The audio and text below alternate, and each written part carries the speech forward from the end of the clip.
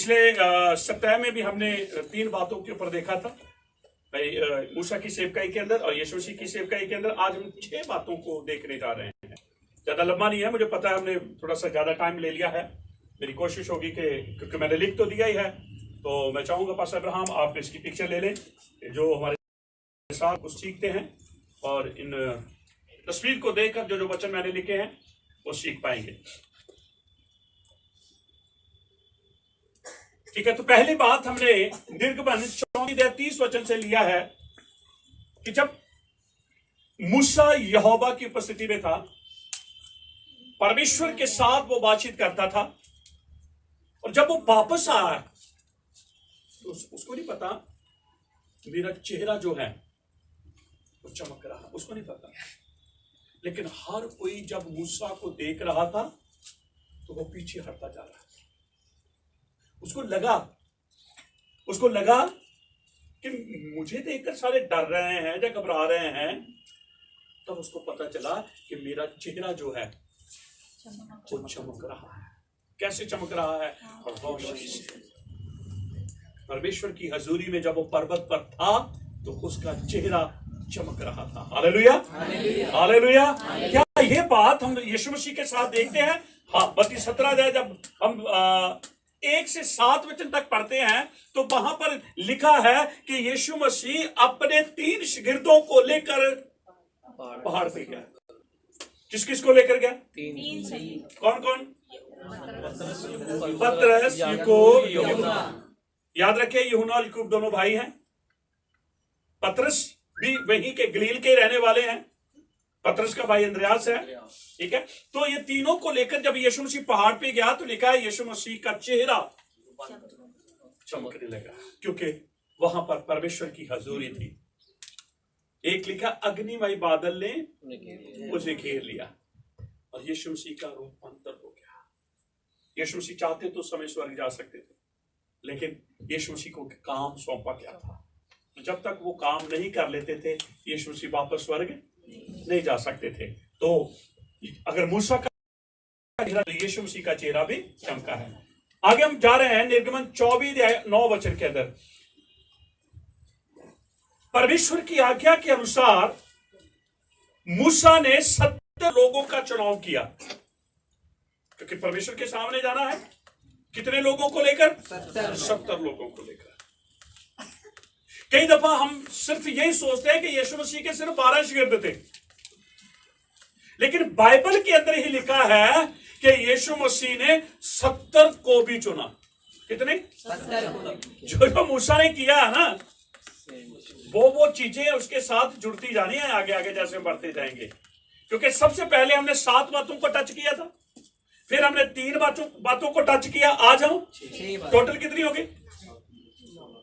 16 हो गई ना। अभी तो बहुत सारी बातें निकल आएंगी। ठीक है, तो हम दूसरे नंबर पे आए हैं। मूसा ने 70 लोगों का चुनाव किया, हमें निर्गमन 24:9 वचन में मिलता है। और फिर यीशु मसीह ने भी 70 लोगों का चुनाव किया।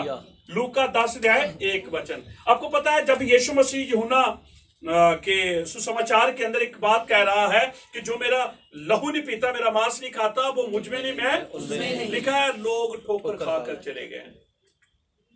12 उसके पीछे हैं, वो ये 70 ही थे। कौन थे ये? 70। ये 70 ही थे। और जब यीशु मसीह ने लूका 10:1 के अंदर जब 70 का चुनाव किया ना, उनको 2-2 करके भेजा। सुसमाचार 2-2 के द्वारा लोगों में पहुंचाया, और वो वापस रिपोर्ट लेकर आ रहे हैं और क्या कह रहे हैं कि हमने तेरे नाम के कारण दुष्ट आत्माएं भी हमारे। ये 70 ही थे। उन्होंने चिन्ह चमत्कार देखे थे, उन्होंने मिरेकल देखे थे। जरूरी नहीं कि वो स्वर्ग जाएंगे, याद रखें वो भी यीशु को छोड़कर चले जाएंगे। मिलकर बोलेंगे हालेलुया। और ऐसा हुआ है, सिर्फ 12 लोग यीशु के पीछे गए हैं, और यीशु ने मुड़कर उनको भी देखा, उनको भी कहा तुम भी जाना जाओ। लेकिन उनमें से एक ने जवाब दिया हम किसके पास जाएं? जीवन और जीवन की बातें तेरे पास है। हालेलुया। तो इसका अर्थ है उन्होंने जीवन की बात को समझ नहीं पाया। जो बात यीशु मसीह कह रहा था रोटी और लहू के बारे में, वो आत्मिक बात थी, लेकिन उन्होंने कैसे ले लिया? शारीरिक तरीके। इसलिए वो ठोकर खा के पीछे चले गए। तीसरे नंबर पे निर्गमन 24:18, मूसा 40 रात कहां पर रहा? ना कुछ खाया ना कुछ पिया। वहां 40 दिन कहां खाता कहां पीता?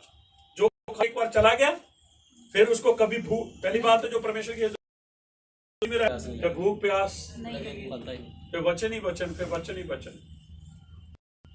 परमेश्वर के पास वो आत्मा की अगुवाई में होकर गया है। ऐसे ही मत्ती 4:1-2 के अंदर हम पढ़ते हैं यीशु मसीह भी पवित्र आत्मा की अगुवाई में 40 दिन के लिए कहां चला गया? वो एक पहाड़ है, वो पहाड़ है जहां पर उसने 40 दिन 40 रात गुजारे। अगर हम कहते हैं ना लिखा तो जंगल में है, जब जंगल का सीन आता ना सामने तो हमें लगता है बड़े घने पेड़ होंगे और जान, नहीं ऐसा तो है ही नहीं। कहा वो तो सूखे पहाड़ है। ठीक, तो मूसा ने 40 दिन 40 रात परमेश्वर के साथ गुजारे, यीशु मसीह ने भी 40 दिन 40 रात परमेश्वर की हुजूरी में रहकर गुजारे। ठीक है, 5वें नंबर पे, चौथे 5वें 1 2 3 4 चौथे नंबर पे है ना, निर्गमन 36, मूसा यहोवा के रहने के लिए एक स्थान बनाता है। कौन सा स्थान बनाया मूसा ने? बोलिए बोलिए बोलिए, थोड़े से अपने कॉन्फिडेंस रखे अपने शब्दों के। कौन सा स्थान? तंबू। किसके नक्शे पे था? शाबाश, किसके? सारा के तंबू के नक्शे। क्योंकि सारा का तंबू नॉर्मल तंबू नहीं है, याद रखें।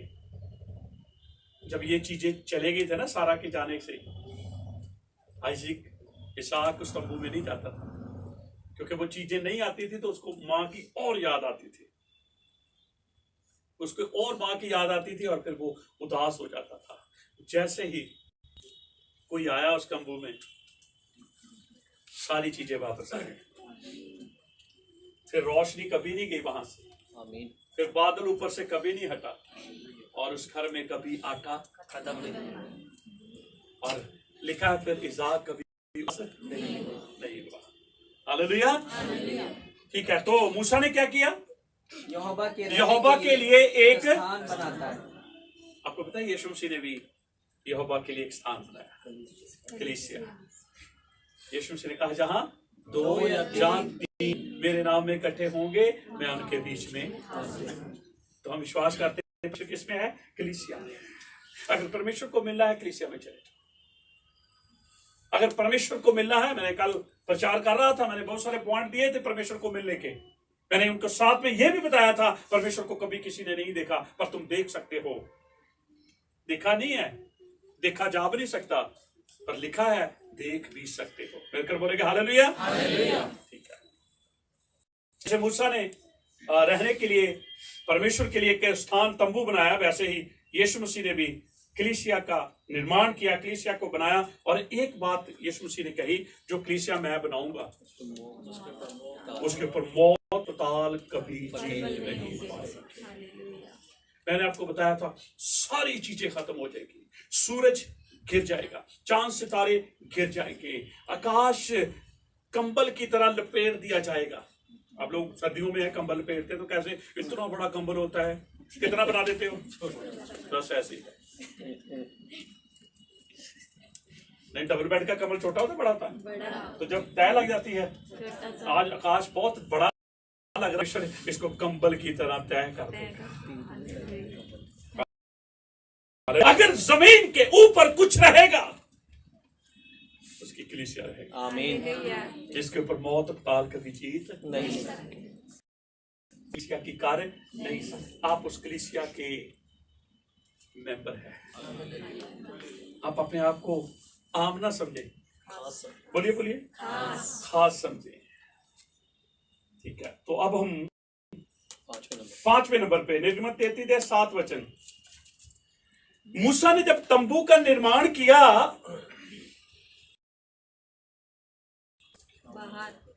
बाहर किया, कारण पता क्या? लोग शामनी से निकल कर मेरे पास आए। आज चर्च थोड़ा सा दूर हो जाता है तो क्या हो जाता है? दूर बहुत है, बड़ा मुश्किल है, इसलिए लोगों ने घर ही चर्च बना लेंगे, घर ही चर्च बना। इस बात से सीख लेनी चाहिए। क्या मूसा नहीं बना सकता था छावनी के अंदर? बना सकता था, पर उसने छावनी के बाहर बनाया। खुदा को मिलना है, जाओ थोड़ा सा स्ट्रगल करो, अपने आप को थोड़ा सा, अपने तन को थोड़ा सा जोर लगाओ, अपनी शक्ति का थोड़ा सा जोर चाल के जाओ। Hallelujah, hallelujah. आप तो फिर चर्च थोड़ा बनते, घर बनते हैं। वो चर्च थोड़ा बनते, क्या बनते? अब हम घर से पड़ोसियों से पड़ोसी जब कभी पूछते कहाँ जा रहे हैं, हम कह रहे हैं चर्च जा रहे हैं, उनको भी पता कहाँ जा रहे हैं, चर्च जा रहे हैं। घर में ही चर्च होता है, फिर नीचे जा रहे हैं। हालेलुया, ठीक है। मूसा ने क्या किया? हम निर्गमन 33:7 में पढ़ते हैं, मूसा ने तंबू को छावनी से बाहर खड़ा किया। इसलिए इब्रानिया 13:12-13 में लिखा है, यीशु मसीह लोगों के छावनी के बाहर ले गया, क्योंकि यीशु मसीह ने छावनी के बाहर दुख को उठाया था।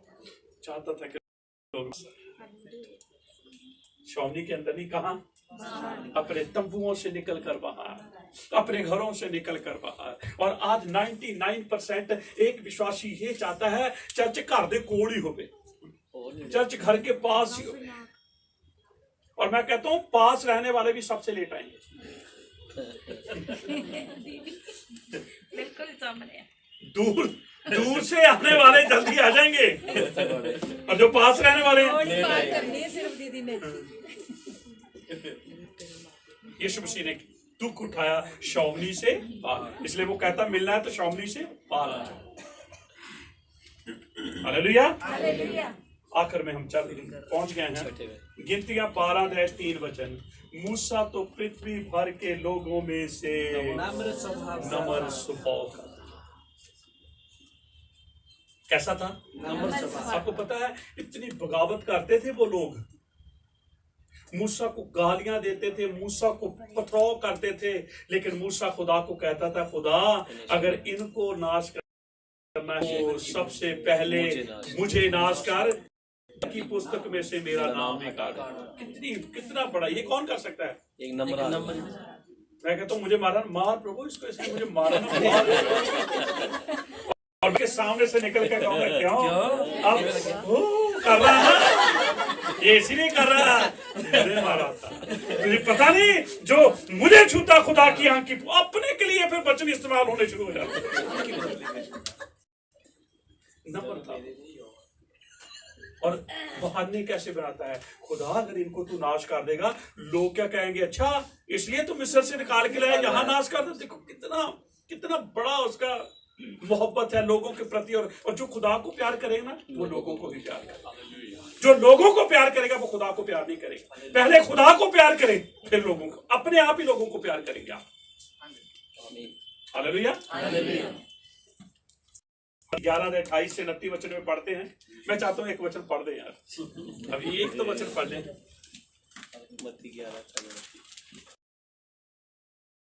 यीशु मसीह कहते हैं, मेरा जो, पहले उसने ये कहा सब गुनाह और बोझ से दबे हुए लोगों मेरे पास आओ।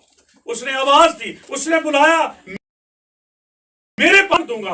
आगे उसने कहा, हाँ मेरा जुआ अपने ऊपर उठा लो और मुझसे सीखो क्योंकि मैं नम्र और मन में दीन हूँ। मैं नम्र भी हूँ और मन में मैं दीन भी हूँ। अगर ये क्वालिटी मूसा में थी तो मेरे प्रभु में भी ये क्वालिटी थी। हालेलुया। तो कितनी बातों को हमने नोट कर लिया? बोलिए। और जल्दी से हम रिपीट करेंगे। पहली बात, मूसा के चेहरे से किरणें निकलती हैं। साथ में समानता, चेहरा चमकने लगा। ठीक है। दूसरे नंबर पे, मूसा 70 लोगों का चुनाव करता है। हाँ जी। यीशु मसीह ने भी 70 लोगों का चुनाव किया।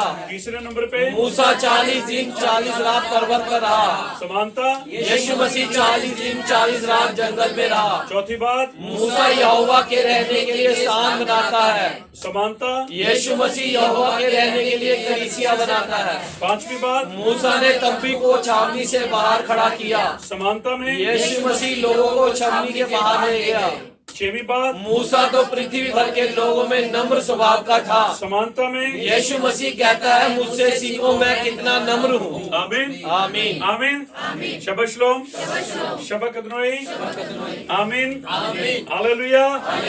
यहोवा आप सबको आशीष दे, सबको बरकत दे। मैं उन सब अपने भाई बहनों के लिए एक बार फिर से शबश लोम बोलता हूँ, तो यहाँ कहीं मैं यहोवा उन्हें आशीष दे।